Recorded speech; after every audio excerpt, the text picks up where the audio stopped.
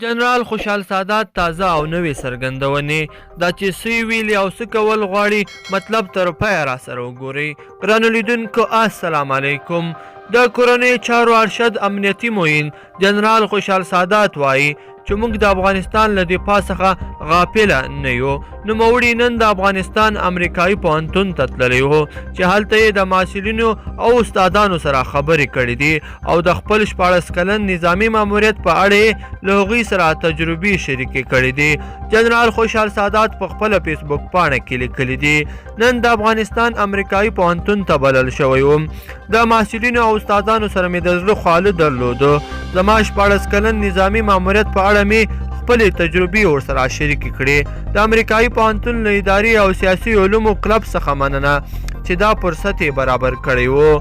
هغه همداراز مخکې لیکلي ومې ویل چې څه کال د افغانستان د ملي امنیتي ځواکونو لپاره له لاسته راوړنو ډک و. موږ څه کال لږ تلفات لرل، ډېر اصلاحات مو راوستل او د یو خاص لرلید په اساس د کورنیو چارو وزارت چارې مخ ته وړو.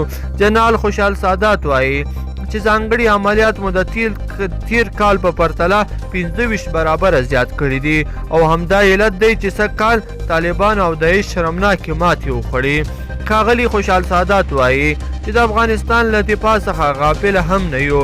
سازماني جرمي شبکې مو له منځه ویوړې او د کوچنیو جرایمو د کچې د ټیټوالي لپاره څو اړخیزې مبارزې ته ضرورت دی. نوموړی په خپلو خبرو کې زیاتوي چې زه د افغانستان راتلونکي ته هیله یم او باور لرم چې افغانستان شاته نه ځي. ګرانو لیدونکو او مینوالو په دې هیله چې دا ویډیو مو خوښه شوې وي، کومه ویډیو خوښه شوې وي در سره لایک کړئ او نور ملګرو او دوستانو سره هم شریک کړئ تر څو هغوی هم له دغه مطلب څخه خبردار او آګاه اوسي. ډیره مننه چې ویډیو مو را سره تر پایه پورې وکتله. پښې چارې